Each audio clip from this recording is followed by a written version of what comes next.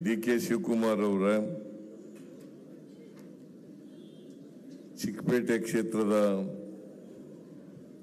ಗಾಂಧಿನಗರ ಅಲ್ಲ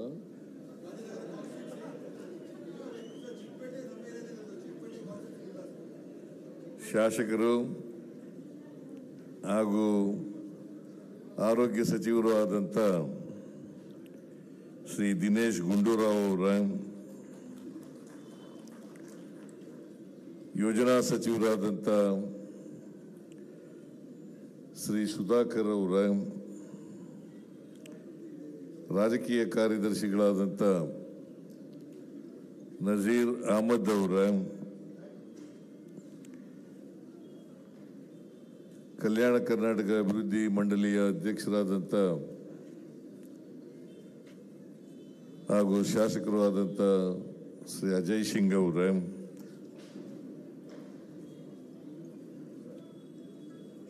ಶ್ರೀ ವೆಂಕಟೇಶ್ ಅವರ ಪಾವಗಡ ಶಾಸಕರು ಮತ್ತು ತುಮಕೂರು ಮಿಲ್ಕ್ ಯೂನಿಯನ್ ಅಧ್ಯಕ್ಷರು ಆದಂಥ ಶ್ರೀ ವೆಂಕಟೇಶ್ ಅವರ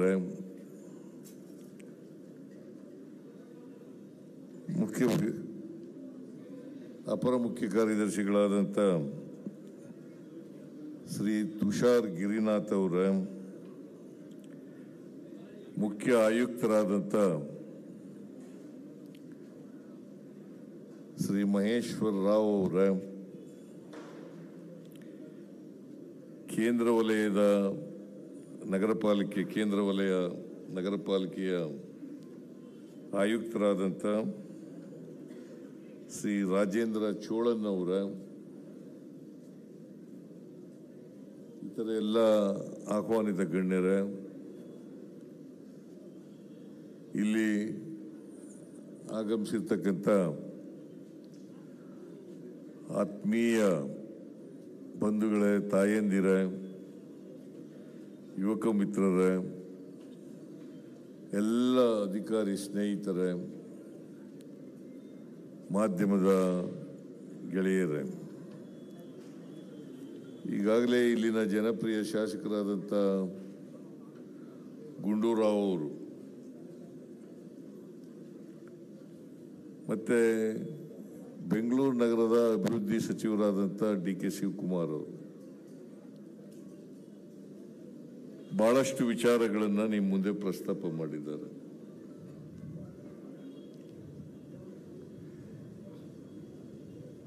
ಇವತ್ತು ಸುಮಾರು 58 ಕೋಟಿ ರೂಪಾಯಿಗಳಿಗೆ 58 ಕೋಟಿ ರೂಪಾಯಿಗಳ ಅಂದಾಜಿನ ಕಾಮಗಾರಿಗಳಿಗೆ ಗುದ್ದಲಿ ಪೂಜೆಯನ್ನು ನೆರವೇರಿಸಿದ್ದೇವೆ. ಈಗಾಗಲೇ ಪ್ರಸ್ತಾಪ ಮಾಡದಂತೆ ದಿನೇಶ್ ಗುಂಡೂರಾವ್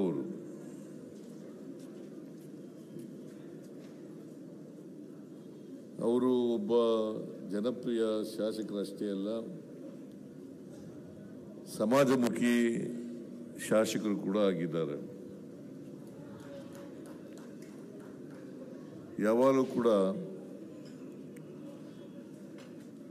ಬೆಂಗಳೂರು ನಗರದ ಅಭಿವೃದ್ಧಿ ಬಗ್ಗೆ, ಕರ್ನಾಟಕದ ಅಭಿವೃದ್ಧಿ ಬಗ್ಗೆ ಚರ್ಚೆಯನ್ನು ಮಾಡ್ತಕ್ಕಂಥ ವ್ಯಕ್ತಿ ಅಂತೇಳಿ ನಾನು ಭಾವಿಸ್ಕೊಂಡಿದ್ದೇನೆ.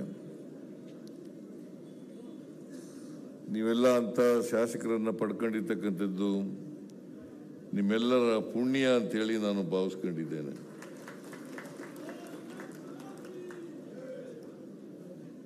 6 ಸಾರಿ ಅವರಿಗೆ ಆಶೀರ್ವಾದ ಮಾಡಿದ್ದೀರಿ ಅಲ್ಲ, 6 ಸಾರಿ.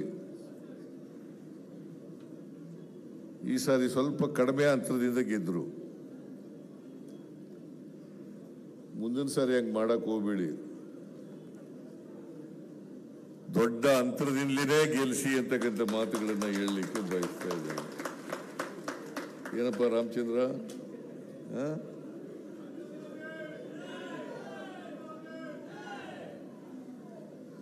ಆಶೀರ್ವಾದ ಮಾಡಬೇಕು. ನಾವೆಲ್ಲ ವಯಸ್ಸಾಯ್ತಾ ಬಂದಿದ್ದೀವಿ, ಅವ್ರು ಇನ್ನೂ ವಯಸ್ಸಿದೆ. 60 ಮೇಲೆ ಆಗ್ಬಿಟ್ಟಿದೆ, ಇನ್ನೂ 60 ಆಗಿಲ್ಲ. ಸೀನಿಯರ್ ಸಿಟಿಜನ್ ಆಗ್ಬಿಟ್ಟಿದ್ದಾನೆ. ನಿನಗೆ ಇನ್ನೂ 60 ತುಂಬಿಲ್ಲ ಅಲ್ಲ? 56 ಇರೋದು. ಇನ್ನು 20 ವರ್ಷ 25 ವರ್ಷ ರಾಜಕೀಯ ಮಾಡ್ಬೋದು.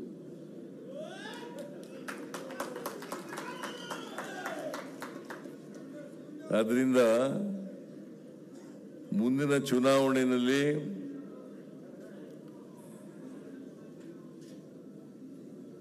ಇನ್ನು ದೊಡ್ಡ ಮಟ್ಟದಲ್ಲಿ ಅವರಿಗೆ ಆಶೀರ್ವಾದವನ್ನು ಮಾಡಬೇಕು ಅಂತೇಳಿ ನಿಮ್ಮಲ್ಲಿ ಅತ್ಯಂತ ಕಳಕಳಿಯಿಂದ ಪ್ರಾರ್ಥನೆಯನ್ನು ಮಾಡ್ತೇನೆ. ಕೆಂಪೇಗೌಡರು ಬೆಂಗಳೂರು ನಗರವನ್ನು ಕಟ್ಟಿದ್ರು. ಇದು ಕೋರ್ ಸಿಟಿ ಆಗಿತ್ತು.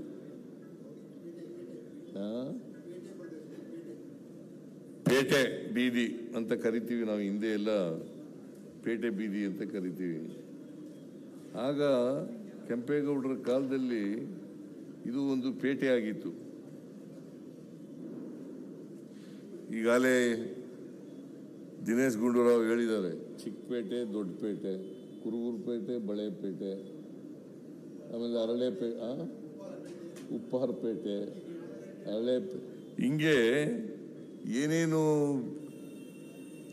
ಬಿಸ್ನೆಸ್ ಮಾಡ್ತಾ ಇದ್ರು, ಉದ್ಯಮ ಮಾಡ್ತಾ ಇದ್ರು ಅಂತ ಪೇಟೆಗಳೆಲ್ಲ ಆಗಿದ್ದು. ಆಗೆಲ್ಲ ಪೇಟೆಗಳು ಅಂತ ಕರೀತಾ ಇದ್ರು. ಈಗ ಆ ಪೇಟೆಗಳು ಪೇಟೆಗಳಿಂದ ಕರೀತಾ ಇಲ್ಲ. ಆದರೂ ಇಲ್ಲಿ ಹಳೇ ಪದ್ಧತಿನೇ, ಹಳೆ ಪೇಟೆಗಳಿದ್ದವಲ್ಲ ಅವು ಮುಂದುವರ್ಕೊಂಡೇ ಹೋಗಿದ್ದಾವೆ. ಅದಕ್ಕೆ ನಾನು ದಿನೇಶ್ ಗುಂಡೂರಾವ್ ಕೇಳಿದೆ, ಏನಪ್ಪ ಈ ರೋಡ್ಗಳು ಭಾಳ ಚಿಕ್ಕದಾಗ್ಬಿಟ್ಟಿದ್ದಾವೆ, ಟ್ರಾಫಿಕ್ಕು ಜಾಸ್ತಿ ಆಗ್ಬಿಟ್ಟಿದೆ, ಈ ಅಗಲ ಮಾಡೋಕ್ಕಾಗ್ದ ಅಂತೇಳಿ. ಇಲ್ಲ ಸರ್, ಅದೆಲ್ಲ ಮಾಡೋಕ್ಕಾಗಲ್ಲ ಅಂತ ಹೇಳಿ. ಅಗಲ ಮಾಡೋಕ್ಕಾಗಲ್ಲ, ಜನ ಒಪ್ಪೋದೂ ಇಲ್ಲ, ನಾನು ಮಾಡಕ್ಕೆ ಹೋಗೋದೂ ಇಲ್ಲ ಅಂತ ಹೇಳಿದ್ರು.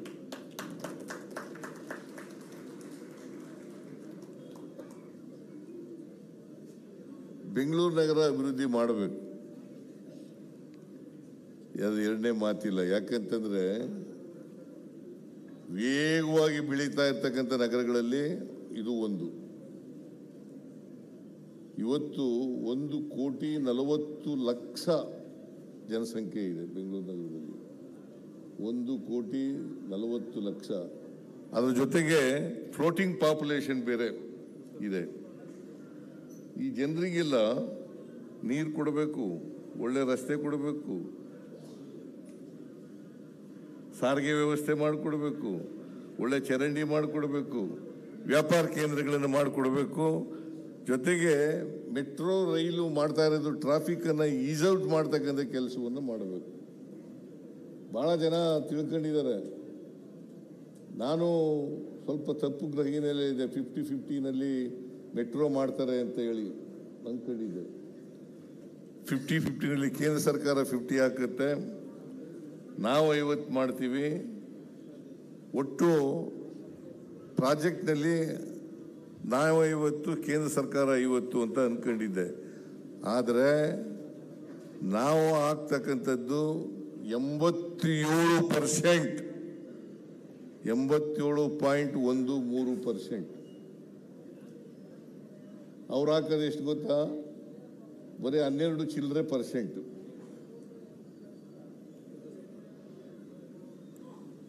ಈಗಾಗಲೇ DK ಶಿವಕುಮಾರ್ ಹೇಳಿದ್ರಲ್ಲ, ಕೇಂದ್ರದಿಂದ ₹1 ಕೊಡಲ್ಲ ನಮಗೆ. ಈಗ ಮೆಟ್ರೋ ಮಾಡಬೇಕಲ್ಲ,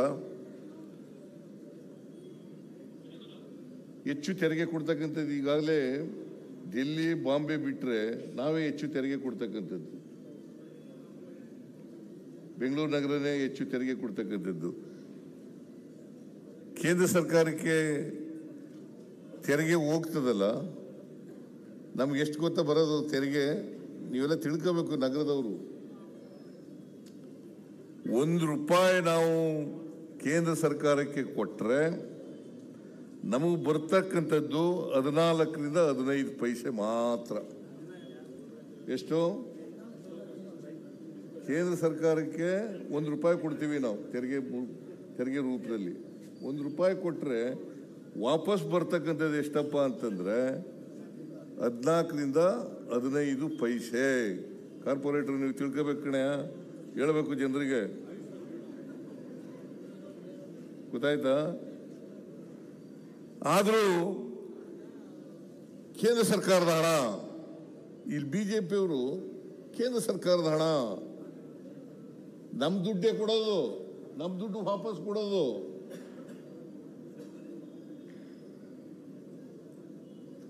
$14 ರಿಂದ 15 ಪೈಸೆ ವಾಪಸ್ ಕೊಡ್ತಾರೆ. ಸಾಕ? ನಾವು ಹೆಚ್ಚು ಕೊಡಬೇಕು ಅಂತಂದ್ರೆ ರಾಜಕೀಯ ಮಾಡ್ತಾರೆ ಅಂತ ಹೇಳೋದು. ಹೆಚ್ಚು ಕೊಡಬೇಕು ಅಂತಂದ್ರೆ ರಾಜಕೀಯ. ನೋಡಿ, ಈಗ ನಿಮ್ಮೆಲ್ರಿಗೂ ಗೊತ್ತಿದೆ, GST ಹಾಕ್ದವ್ರು ಯಾರಪ್ಪ? 2017ರಲ್ಲಿ ಗೂಡ್ಸ್ ಅಂಡ್ ಸರ್ವಿಸ್ ಟ್ಯಾಕ್ಸ್. 2017ರಲ್ಲಿ ಗೂಡ್ಸ್ ಅಂಡ್ ಸರ್ವಿಸ್ ಟ್ಯಾಕ್ಸ್ ಹಾಕಿದವರು ಇದೇ ನರೇಂದ್ರ ಮೋದಿಯವರು.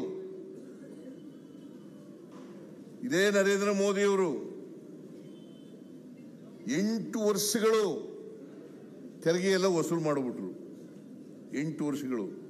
ಈಗ ಇದ್ದಕ್ಕಿದ್ದಾಗಲೇ 4 ರೇಟ್ ಇದ್ದದನ್ನ 2 ರೇಟ್ ಮಾಡಿಬಿಟ್ರು, ರ್ಯಾಷನಲೈಸ್ ಮಾಡಿಬಿಟ್ರು. 8 ವರ್ಷ ತೆರಿಗೆ ತಕೊಂಡು ಈಗ ನರೇಂದ್ರ ಮೋದಿ ಅವರು ಫೋಟೋ ಹಾಕೊಂಡು ನಾವು ದೀಪಾವಳಿ ಗಿಫ್ಟ್ ಅಂತಾರಲ್ಲ, ಇದು ನ್ಯಾಯನಾ? ಹೇಳ್ರಿ ನೀವೇ. ಮತ್ತೆ ಪಾಠ ಕಲಿಸ್ಬೇಕು ಬೇಡ ಅವ್ರಿಗೆ ಬುದ್ಧಿನ? ನಾನು ನಿನ್ನೆ ಪುತ್ತೂರಿಗೆ ಹೋಗಿದ್ದೆ. ಪುತ್ತೂರಿನಲ್ಲಿ ಪ್ರಶ್ನೆ ಕೇಳಿದ್ರು ನನಗೆ, GST goods and service tax ಎಲ್ಲ ನಾವು ಕೊಡ್ತಕ್ಕಂಥದ್ದು.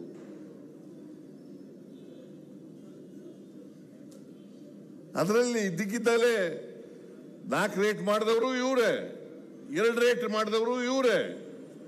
8 ವರ್ಷ ತೆರಿಗೆ ವಸೂಲು ಮಾಡಿಬಿಟ್ಟಿದ್ದಾರೆ ನಿಮ್ಮಿಂದ. 8 ವರ್ಷದ ಮೇಲೆ ರ್ಯಾಷನಲೈಸ್ ಮಾಡ್ತೀವಿ ಅಂತೇಳಿ ಅದನ್ನ ಫೋಟೋ ಹಾಕಿಸ್ಕೊಂಡಿದ್ದಾರಲ್ಲ, MLAಗಳೆಲ್ಲ ಫೋಟೋ ಹಾಕಿಸ್ಕೊಂಡಿರೋದು, ಪ್ರಧಾನಮಂತ್ರಿಗಳು ಫೋಟೋ ಹಾಕಿಸ್ಕೊಂಡಿರೋದು. ಇದು ಸರಿನಾ? ಇದರಿಂದ ಏನಾಯ್ತು ಗೊತ್ತಾ? ಪರಿಣಾಮ ಏನಾಯ್ತು ಗೊತ್ತಾ? ನಾವು GST ಕಲೆಕ್ಟ್ ಮಾಡಿ ಕೊಡ್ತಿದ್ವಲ್ಲ, ಅದರಲ್ಲಿ ಕರ್ನಾಟಕಕ್ಕೆ ನಾವು ವಾಪಸ್ ಬರ್ತಾ ಇತ್ತು. ಕರ್ನಾಟಕಕ್ಕೆ ಸುಮಾರು 15,000 ಕೋಟಿ ಕಡಿಮೆ ಆಯಿತು. ಎಷ್ಟು? ಯಾರಿಗೆ ನಷ್ಟ? ನಮಗೆ ನಷ್ಟ ಅಲ್ವಾ? ನಾನು ಅದಕ್ಕೆ ಹೇಳ್ತಾ ಇದ್ದೆ, 15,000 ಕೋಟಿ ನಮಗೆ ಕಡಿಮೆ ಆಗೋಯ್ತು. ಯಾರಿಗೆ ಹೇಳ್ಕೊಳ್ಳೋದು ಇದನ್ನ? ಅವರು ಫೋಟೋ ಹಾಕಿಸ್ಕೊಂಡು ದೀಪಾವಳಿ ಗಿಫ್ಟ್. ಇದು ಗಿಫ್ಟಾ? ಹೊಸ ಕಾರ್ಯಕ್ರಮ ಕೊಟ್ಟಿದ್ದಾರ ಬೆಂಗಳೂರು ನಗರಕ್ಕೆ? ಅವ್ರಿಗೆ ಹೇಳಿ, ನರೇಂದ್ರ ಮೋದಿ ಅವ್ರಿಗೆ ಹೇಳಿ. ಕೇಳಲ್ಲ ಅಂತ ಓಟು ಬರ್ತದ. ಪಾರ್ಲಿಮೆಂಟ್ಗೆ ಒತ್ತು ಬಿಡ್ತಿರಲ್ಲ, ಏನಯ್ಯ? ಪಾರ್ಲಿಮೆಂಟ್ಗೆ ಒತ್ತಾ ಬಿಡ್ತಿರಲ್ಲ. ಮೋದಿ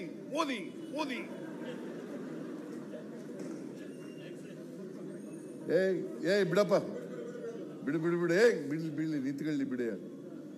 ಕೇಳಿ, ಪ್ರಶ್ನೆ ಕೇಳು. ಮಧ್ಯದಲ್ಲಿ ತೊಂದರೆ ಕೊಡಬೇಡ ಅಷ್ಟೇ. ಕೇಳು ನೀನು ಹೇಳೋದನ್ನ. ಆಮೇಲೆ ಬೇಕಾದ್ರೆ ನೀನು ಪ್ರತ್ಯೇಕವಾಗಿ ಭೇಟಿ ಮಾಡು.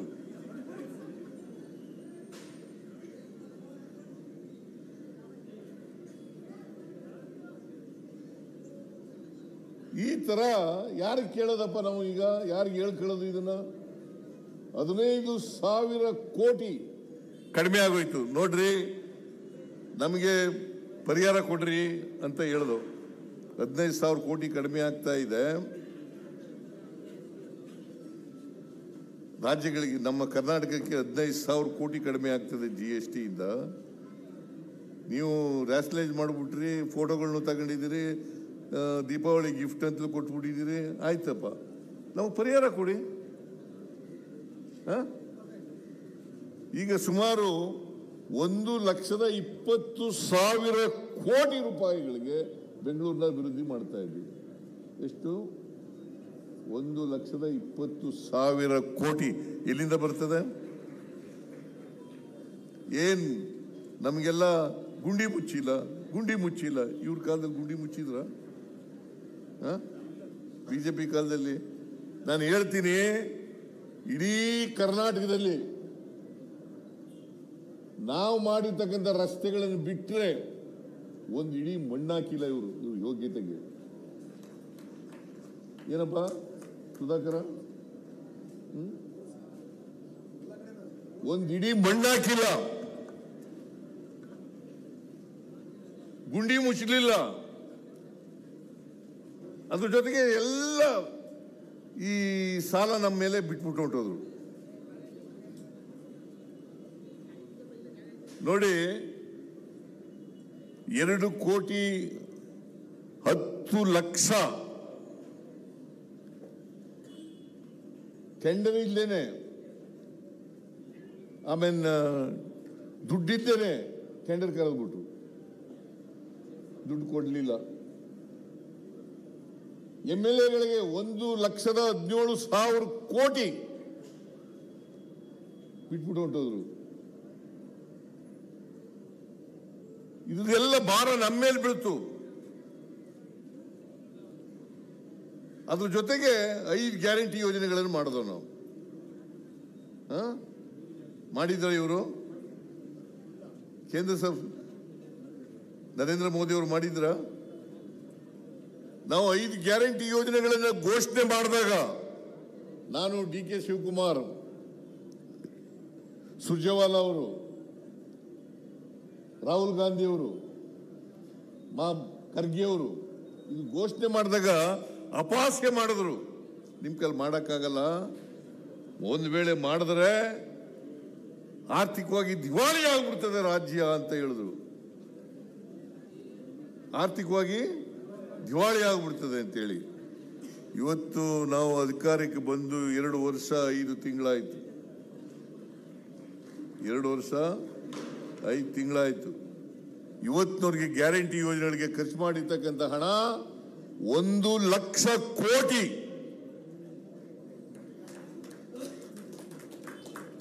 1,00,000 ಕೋಟಿ. ಇಲ್ಲಿ ಹೈದರಾಬಾದ್ ಕರ್ನಾಟಕ ಅಭಿವೃದ್ಧಿ ಮಂಡಳಿ ಅಧ್ಯಕ್ಷರಿದ್ದಾರೆ. 5,000 ರೂಪಾಯಿ ಕೊಟ್ಟವ್ರು ಯಾರಪ್ಪ? ಮತ್ತೆ ಅದೇ ವರ್ಷಕ್ಕೆ 5,000 ಕೋಟಿ ಕೊಟ್ಟವ್ರು ಯಾರು? ಒಟ್ಟು 13,000 ಇಲ್ಲಿವರೆಗೆ ಕೊಟ್ಟಿದ್ದೀನಿ. ಗ್ಯಾರಂಟಿ ಯೋಜನೆಗಳ ಜಾರಿ ಕೊಟ್ಬಿಟ್ರು. ದುಡ್ಡಿಲ್ಲ ಸರ್ಕಾರದಲ್ಲಿ ಅಂತ ಏನ್ ಅಶೋಕ, ವಿಜೇಂದ್ರ, ಯಡಿಯೂರಪ್ಪ ಎಲ್ಲ ಮಾತಾಡಿದ್ರು. ಅವ್ರಿಗೇನು ಗೊತ್ತಿಲ್ಲ ಪಾಪ. RSS ಅವ್ರು ಏನು ಹೇಳ್ಕೊಡ್ತಾರೆ ಹಂಗೆ ಬಾಯ್ಪಾಠ ಮಾಡೋದು, ಗಿಳಿ ಪಾಠ. RSSನವ್ರು ಏನು ಹೇಳ್ಕೊಡ್ತಾರೆ ಅದು ಗಿಳಿ ಪಾಠ. ಹಿಂಗೆಂತ ಹೇಳಪ್ಪ, ಹಿಂಗೆ ಹೇಳು. ರಾಮ ಅಂತನೂ ರಾಮ, ಕೃಷ್ಣ ಅಂತನೂ ಕೃಷ್ಣ, ಈ ಥರ ಹೇಳ್ಕೊಡೋದು. BJPಯವರು ಇದ್ದಾರಲ್ಲ, RSS ಅಂತ ಒಂದು ಸಂಸ್ಥೆ ಇದೆ. ನಿಮ್ಗೆ ಗೊತ್ತದು? RSS ಸಂಸ್ಥೆ ಗೊತ್ತಿರ್ಬೇಕಲ್ಲ, 100 ವರ್ಷ ಆಗ್ಬಿಟ್ಟದೆ. ನೀನು RSS 100 ವರ್ಷ ಆಗಿದೆ. RSS ಹುಟ್ಟಿ 1925ನೇ ಇಸ್ವಿನಲ್ಲಿ ಹುಟ್ಟಿದ್ದು ಅದು. ಇವತ್ತಿಗೆ 100 ವರ್ಷ ಆಯ್ತು. ಅಶೋಕ ಸ್ವಂತವಾಗಿ ಏನೂ ಹೇಳಲ್ಲ, ವಿಜೇಂದ್ರ ಸ್ವಂತವಾಗಿ ಏನೂ ಹೇಳಲ್ಲ. RSSನವ್ರು ಬರ್ಕೊಡ್ತಾರೆ, ಅದು ಓದೋದು. ಅಲ್ಲಿ ಅಸೆಂಬ್ಲಿನಲ್ಲಿ ಇರ್ತಾನಲ್ಲ, ನಾನು ಕೇಳಿದೆ ಒಂದಿನ ಅಶೋಕನಿಗೆ, ಏನು ಮಾಡೋದು ಸರ್, ಇಲ್ಲೊಬ್ರು ಬಂದು ಕೂತ್ಕೋತಾರೆ RSSನವರು, ಅವ್ರು ಹೇಳ್ದೆ ಹೋದ್ರೆ ನಮ್ಮನ್ನು ಬಿಡಲ್ಲ ಸರ್ ಅಂತ ಹೇಳ್ತಾರೆ. ಇಂಥ ಪಾರ್ಟಿ ಬೇಕಾ ನಿಮಗೆ? ಮತ್ತೆ ದಿನೇಶ್ ಗುಂಡೂರಾವ್ ಅಂತವ್ರು ಬೇಕಾ? ಇಂಥವ್ರು ಬೇಕಾ? ನೋಡ್ರಿ, ಏನು ಸಹಾಯ ಮಾಡಲ್ಲ, ಏನು ಸಹಾಯ ಮಾಡಲ್ಲ. ನಾನು ಹೇಳಿದೆ, ಈಗ ತಾನೇ ಮಾತಾಡ್ತಾ ಇದ್ದೆ ಅಧಿಕಾರಿಗಳ ಜೊತೆನಲ್ಲಿ. ಈ ಮಹೇಶ್ವರ ರಾವ್ ಮತ್ತು ತುಷಾರ್ ಇವ್ರ ಜೊತೆ ಮಾತಾಡ್ತಾ ಇದ್ದೆ. ಇನ್ನೊಂದು ವಾರದಲ್ಲಿ ಗುಂಡಿಗಳನ್ನು ಮುಚ್ಚಲೇಬೇಕು, ವಾರದಲ್ಲಿ ಮುಚ್ಚಲೇಬೇಕು. ಈ ಮಳೆ ಬೇರೆ ಬಂದ್ಬಿಡ್ತದೆ, ನಿಗದಿತ ಟೈಮ್ನಲ್ಲಿ ಮುಚ್ಚಕ್ಕಾಗಲ್ಲ. ಇದು ಬಂದಿರೋದು ಸಾಪತ್ರ. ಈ ಸಾರಿ ಮಳೆ ಜಾಸ್ತಿ ಬಂದ್ಬಿಡ್ತು, ಮಳೆಗಾಲದಲ್ಲಿ ಮುಚ್ಚಕ್ಕಾಗಲ್ಲ. ಬಟ್ ಎನಿವೇ, ಈಗ ವೈಟ್ ಟ್ಯಾಪಿಂಗ್ ಯಾಕೆ ಮಾಡ್ತಾ ಇದ್ದೀವಿ ಅಂತಂದ್ರೆ, ವೈಟ್ ಟ್ಯಾಪಿಂಗ್ ಮಾಡೋದ್ರಿಂದ ಗುಂಡಿ ಮುಚ್ಚೋದು ಕಡಿಮೆ ಆಗುತ್ತೆ, ಗುಂಡಿ ಬೀಳೋದು ಕಡಿಮೆ ಆಗುತ್ತೆ. ಕನಿಷ್ಠ ವೈಟ್ ಟ್ಯಾಪಿಂಗ್ ರಸ್ತೆ ಇಲ್ಲಿ ವೈಟ್ ಟ್ಯಾಪಿಂಗ್ ಮಾಡಿದ್ರೆ 25ರಿಂದ 30 ವರ್ಷಗಳ ಕಾಲ ಬರ್ತದೆ ಬಾಳಿಕೆ. ಅದಕ್ಕೆ ಇಲ್ಲಿ ಚಿಕ್ಕಪೇಟೆನಲ್ಲಿ ರಸ್ತೆಗಳು ಚಿಕ್ಕದಾಗಿದ್ದಾವೆ. ಅದಕ್ಕೋಸ್ಕರ ವೈಟ್ ಟ್ಯಾಪಿಂಗ್ ಮಾಡೋದು ಮತ್ತೆ ಹೊಸ ಯೋಜನೆಗಳನ್ನು ತಯಾರು ಮಾಡಿದ್ದೀವಿ.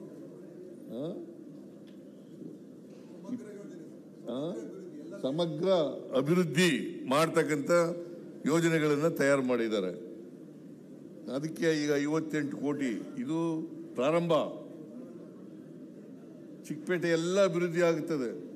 ನಾನು ಈ ಸಾರಿ ಎಲ್ಲ MLAಗಳಿಗೆ ದುಡ್ಡು ಕೊಟ್ಟಿದ್ದೀನಿ. ಅದಕ್ಕೋಸ್ಕರ ಬಜೆಟ್ನಲ್ಲಿ 8,000 ಕೋಟಿ ರೂಪಾಯಿಗಳನ್ನು ಇಟ್ಕೊಂಡಿದ್ದೆ. ಬಜೆಟ್ನಲ್ಲಿ 8,000 ಕೋಟಿ, ಗೊತ್ತಾಯ್ತಾ? 8,000 ಕೋಟಿ. ಅದರಲ್ಲಿ ನಿಮಗೂ ಕೊಡ್ತಾ ಇದ್ದೀನಿ. ಬರೀ ರೂರಲ್ MLAಗಳಲ್ಲ, ನಗರದ MLAಗಳಿಗೂ ಕೂಡ ಕೊಡ್ತೀನಿ, ವಿರೋಧ ಪಕ್ಷದವ್ರಿಗೂ ಕೂಡ ಕೊಡ್ತೀನಿ. ಯಾಕಂದ್ರೆ ಬೆಂಗಳೂರು ನಗರ ಸಮಗ್ರವಾಗಿ ಅಭಿವೃದ್ಧಿ ಆಗ್ಬೇಕಲ್ಲ. ಬರೀ ನಮ್ಮ MLAಗಳಿರೋ ಕಡೆ ಮಾತ್ರ ಅಭಿವೃದ್ಧಿ ಆಗ್ಬಿಟ್ಟು BJP MLAಗಳಿರೋ ಕಡೆ ಅಭಿವೃದ್ಧಿ ಆಗದೆ ಹೋದರೆ ಸಮಗ್ರ ಅಭಿವೃದ್ಧಿ ಆಗ್ತದ? ಅದಕ್ಕೋಸ್ಕರ BJP MLAಗಳಿಗೂ ಹಣ ಕೊಡ್ತೀನಿ, ಗುಂಡಿಗಳನ್ನೂ ಮುಚ್ತೀವಿ, ವೈಟ್ ಟ್ಯಾಪಿಂಗ್ ರಸ್ತೆನೂ ಕೂಡ ಮಾಡ್ತೀವಿ. ನಾನು ಅದಕ್ಕೆ ಹೇಳಿದೆ ಮಹೇಶ್ವರ ರಾವ್ಗೆ, ಒಂದು ಲೇಯರ್ ನೋಡಪ್ಪ, ಒಂದು ಲೇಯರ್ ತಾರ ಹಾಕ್ಬಿಡಿ ನೋಡೋಣ.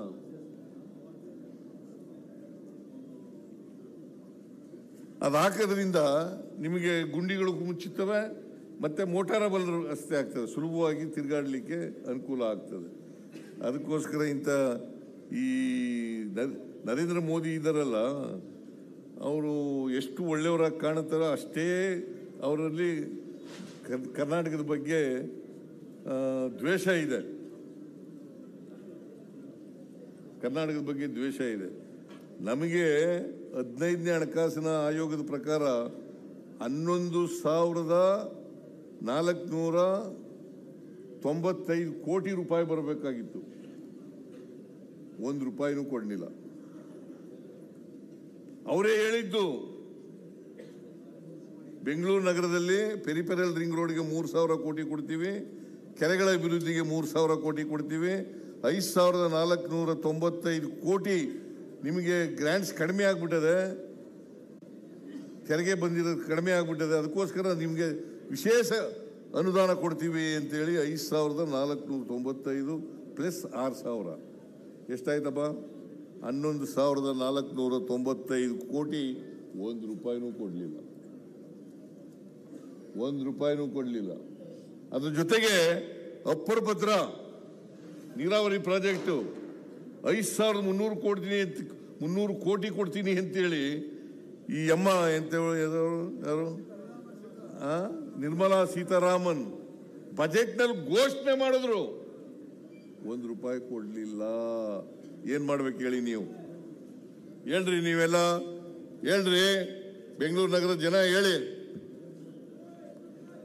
ನರೇಂದ್ರ ಮೋದಿ ಮೋದಿ ಮೋದಿ ಅಂತ ಓಟ್ ಹಾಕ್ಬಿಡ್ತೀರಲ್ಲ ಪಾರ್ಲಿಮೆಂಟ್ನಲ್ಲಿ.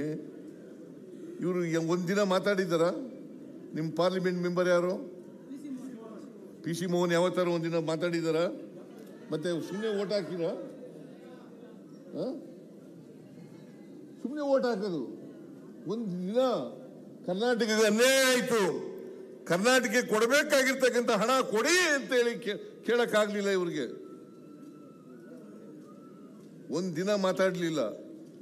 ಅವ್ರು ಯಾರೋ ಒಬ್ಬ ಸೌತ್ನಲ್ಲಿ MP ಯಾರು, ಸೂರ್ಯ ಅಮಾವಾಸ್ಯೆ ಅಂತ ಕರಿತೀನಿ ನಾನು ಅವನಿಗೆ. ಸೂರ್ಯ ಇಲ್ಲಿ ಮಂತ್ರಿ ಇದ್ದಾರೆ, ಈ ಅಮ್ಮ ಯಾರವರು, ಶೋಭಾ ಕರಂದ್ಲಾಜೆ, ಒಂದು ದಿನ ಬಾಯಿ ಬಿಡ್ಲಿಲ್ಲ. ಕುಮಾರಸ್ವಾಮಿ ಮಂತ್ರಿ ಒಂದು ದಿನ ಬಾಯಿ ಬಿಡ್ಲಿಲ್ಲ. ಕರ್ನಾಟಕಕ್ಕೆ ಕೊಡಬೇಕಾಗಿರೋ ದುಡ್ಡು ಕೊಡ್ರಿ ಅಂತ ಹೇಳಿಲ್ಲ. ಇವ್ರಿಗೆ ಏನ್ ಮಾಡ್ಬೇಕು ಹೇಳಿ? ಮತ್ತೆ ನಮ್ಮಿಂದ ನಿಮ್ಮ ಓಟ್ ತಗೊಂಡು ಹೋಗಿ ಗೆದ್ದೋದ್ರಲ್ಲ, ಇವರು ಒಂದಿನ ನೀವು ಮಾತಾಡಿದೆವು, ನಿಮ್ಗೆ ಕೋಪ ಬರ್ತದೋ ಇಲ್ವೋ? ಮತ್ತೆ ಕೋಪ ಬಂದಾಗ ಏನ್ ಮಾಡ್ಬೇಕು? ಅವರು ಸೋಲ್ಸ್ತಕ್ಕಂಥ ಕೆಲಸ ಮಾಡ್ರಪ್ಪ, ನಿಮ್ ದಮಯ ಅಂತೀನಿ. ಸೋಲ್ಸ ಕೆಲಸ ಮಾಡಿ. ಕರ್ನಾಟಕ ಅನ್ಯಾಯ ಮಾಡ್ತಾ ಇದ್ದಾರೆ, ಕರ್ನಾಟಕಕ್ಕೆ ದ್ರೋಹ ಮಾಡ್ತಾ ಇದ್ದಾರೆ. ಇದನ್ನ ಅರ್ಥ ಮಾಡ್ಕೋಬೇಕಾಗ್ತದೆ. ಅದರಿಂದ ದಿನೇಶ್ ಗುಂಡೂರಾವ್ ಅವರು ನಿಮ್ಮ ರಸ್ತೆಗಳನ್ನೆಲ್ಲ ಅಭಿವೃದ್ಧಿ ಮಾಡಬೇಕು, ಸಮಗ್ರ ಅಭಿವೃದ್ಧಿ ಮಾಡಬೇಕು ಅಂತೇಳಿ ಯೋಜನೆ ಇಟ್ಕೊಂಡಿದ್ದಾರೆ, ಯೋಜನೆ ರೂಪಿಸಿದ್ದಾರೆ. ಇವತ್ತು ನಾವು 58 ಕೋಟಿಗೆ ಶಂಕುಸ್ಥಾಪನೆ ಮಾಡಿದ್ದೀವಿ. ಈ ಕೆಲಸ ಕೂಡಲೇ ಪ್ರಾರಂಭ ಆಗ್ತದೆ. ಆದರೆ ಕ್ವಾಲಿಟಿನಲ್ಲಿ ಯಾವುದೇ ರಾಜಿ ಆಗಬಾರ್ದು. ವೈಟ್ ಟ್ಯಾಪಿಂಗ್ ಮಾಡಿದ್ರೆ 30 ವರ್ಷ ಇರಬೇಕು, 30 ವರ್ಷ. ಕ್ವಾಲಿಟಿನಲ್ಲಿ ನೋ ಕಾಂಪ್ರಮೈಸ್, ನೋ ಕಾಂಪ್ರಮೈಸ್. ನಮ್ಮ ಕಾರ್ಯಕರ್ತರಿಗೆಲ್ಲ ಕೇಳ್ಕೊತೀನಿ, ನೀವೆಲ್ಲ ನೋಡ್ಕೊತಾ ಇರಬೇಕು. ಯಾಕಂದ್ರೆ ಮೈಸೂರು ನಗರದಲ್ಲಿ ಅಲ್ಲ, ಬೆಂಗಳೂರು ನಗರದಲ್ಲಿ ಹಳಬರೇ ಇದ್ಬಿಟ್ಟಿದ್ದಾರೆ ಕಾಂಟ್ರಾಕ್ಟರ್ಗಳು ಅಲ್ವಾ? ಅವರು ರಾಜಕಾರಣಿಗಳು ಸೇರ್ಕೊಂಡ್ಬಿಡ್ತಾರೆ ಜೊತೆ. ಹುಷಾರಾಗಿರ್ಬೇಕು, ಕಾಂಪ್ರಮೈಸ್ ಮಾಡ್ಕೋಬಾರ್ದು. ಅದರಿಂದ ಒಂದು 30 ವರ್ಷ ಗ್ಯಾರಂಟಿ ಇರ್ತಕ್ಕಂಥ ರಸ್ತೆಗಳನ್ನು ಮಾಡ್ತಕ್ಕಂಥ ಕೆಲಸ ಆಗ್ಬೇಕು. ದಿನೇಶ್ ಗುಂಡೂರಾವ್ ಸೇರ್ಕೊಳ್ಳಲ್ಲ, ಕಾಂಟ್ರಾಕ್ಟ್ರು ಬೇರೆಯವರು ಸೇರ್ಕೊಂಡ್ಬಿಡ್ತಾರೆ. ಈಗ ಸದ್ಯ ಕಾರ್ಪೊರೇಷನ್ ಇಲ್ಲ ಅಲ್ಲ?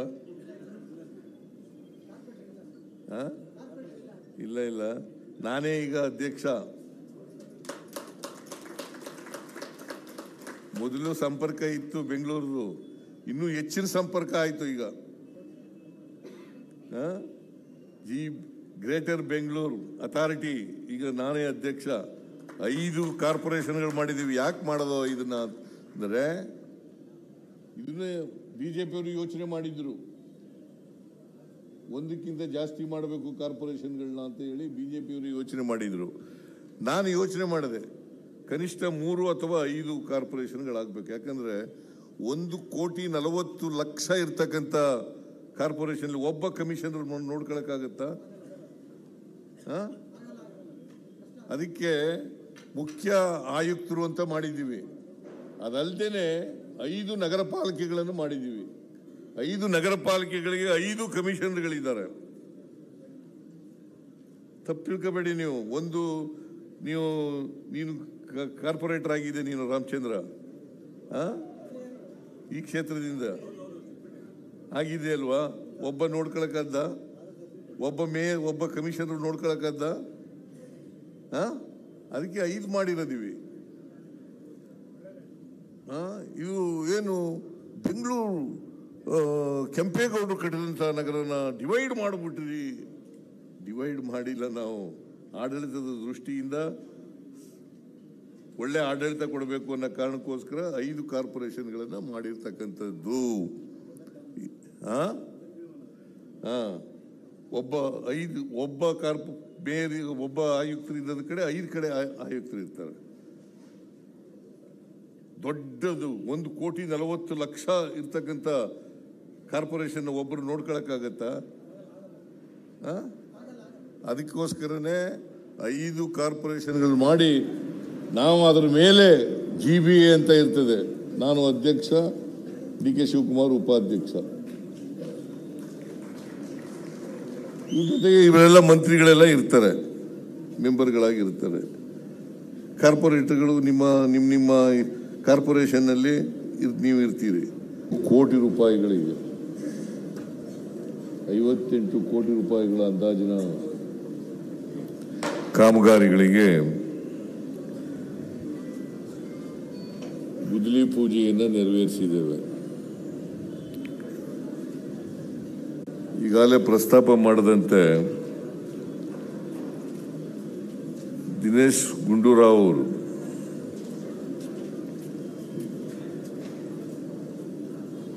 ಅವರು ಒಬ್ಬ ಜನಪ್ರಿಯ ಶಾಸಕರಷ್ಟೇ ಅಲ್ಲ, ಸಮಾಜಮುಖಿ ಶಾಸಕರು ಕೂಡ ಆಗಿದ್ದಾರೆ. ಯಾವಾಗಲೂ ಕೂಡ ಬೆಂಗಳೂರು ನಗರದ ಅಭಿವೃದ್ಧಿ ಬಗ್ಗೆ, ಕರ್ನಾಟಕದ ಅಭಿವೃದ್ಧಿ ಬಗ್ಗೆ ಚರ್ಚೆಯನ್ನು ಮಾಡ್ತಕ್ಕಂಥ ವ್ಯಕ್ತಿ ಅಂತೇಳಿ ನಾನು ಭಾವಿಸ್ಕೊಂಡಿದ್ದೇನೆ.